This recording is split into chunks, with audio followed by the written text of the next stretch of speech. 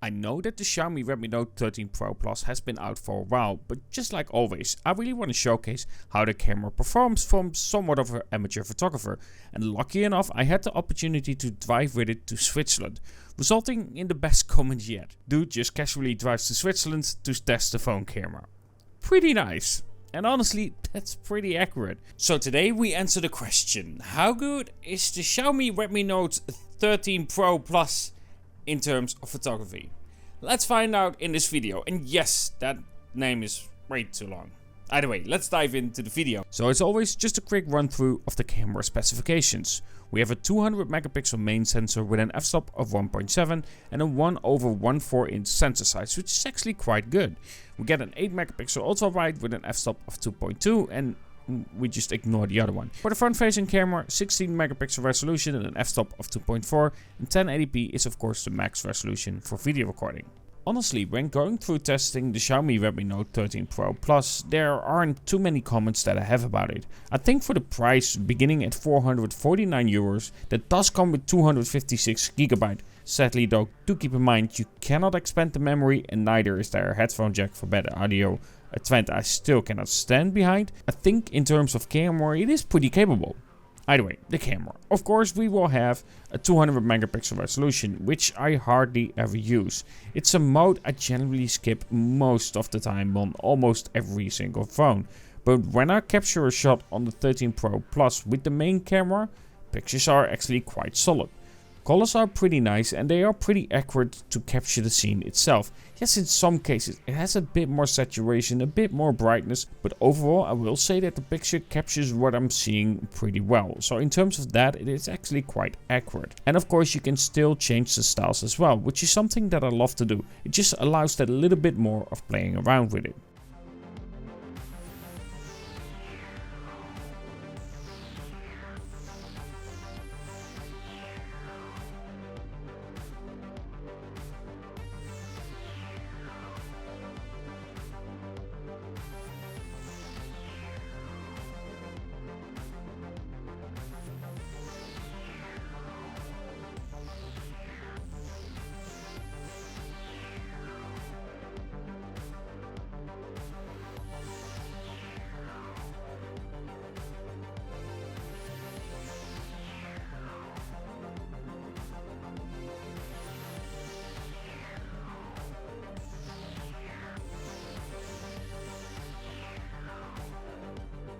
So now it's time for some extra comments. The ultra wide is actually pretty decent.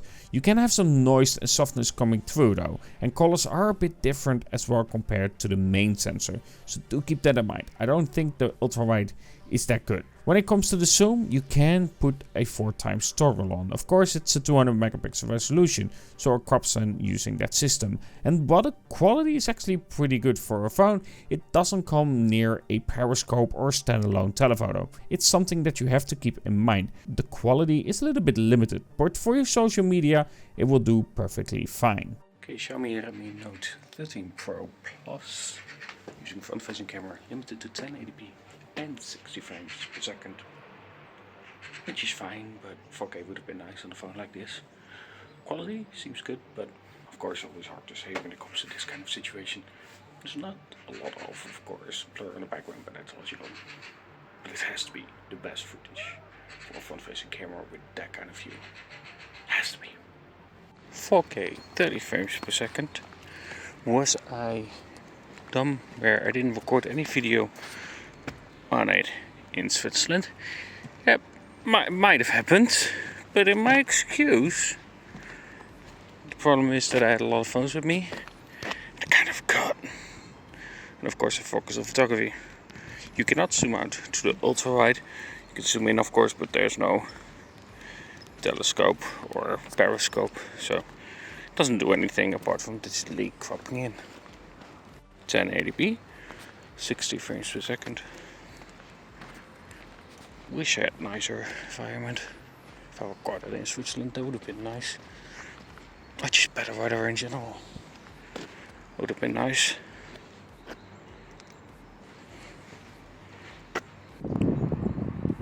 Just to see if we get any jitter with panning.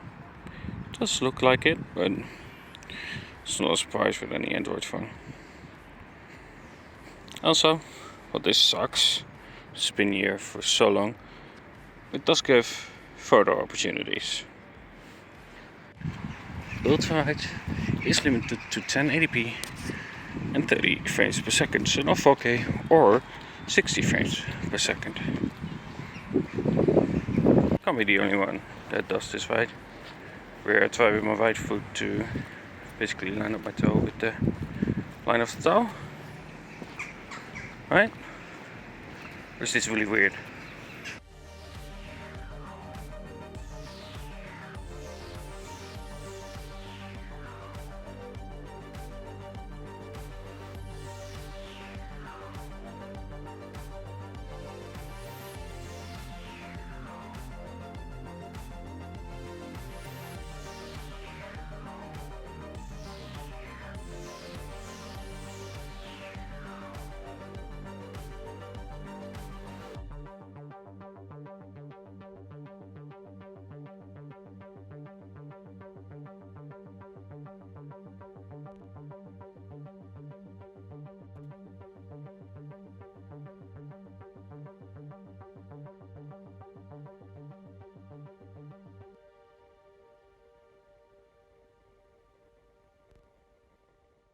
So at the end, what do I think of the Xiaomi Redmi Note 13 Pro Plus? The name is far too long. Wait, no, I mean the phone itself. Definitely it's a compelling package. Overall I think they've done a pretty good job. The main sensor is actually quite good, especially with a 1/140 inch sensor size.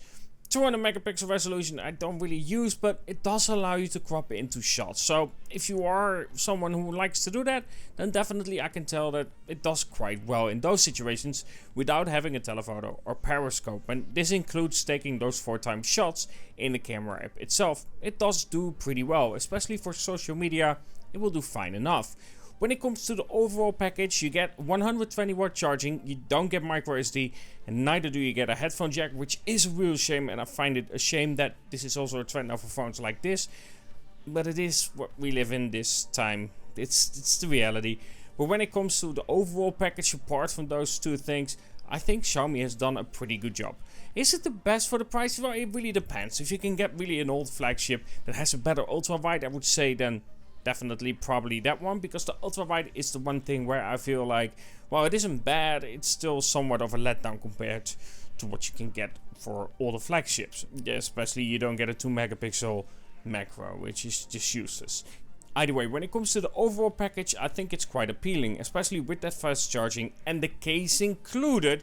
For a phone that is much less compared to some other flagships out there, we don't get anything at all apart from the phone and the cable and manuals. Either way, let me know what you think about the Xiaomi Redmi Note 13 Pro Plus and what you think about the camera performance overall. And again, overall, I think it's quite a compelling package, especially with a screen like this. Of course, if you did like the video, don't forget to like, subscribe and hit the bell icon if you aren't yet. And if you are subscribed, hit the bell icon so you get a notification when I upload a video. And of course, commenting below definitely helps out the algorithm as well.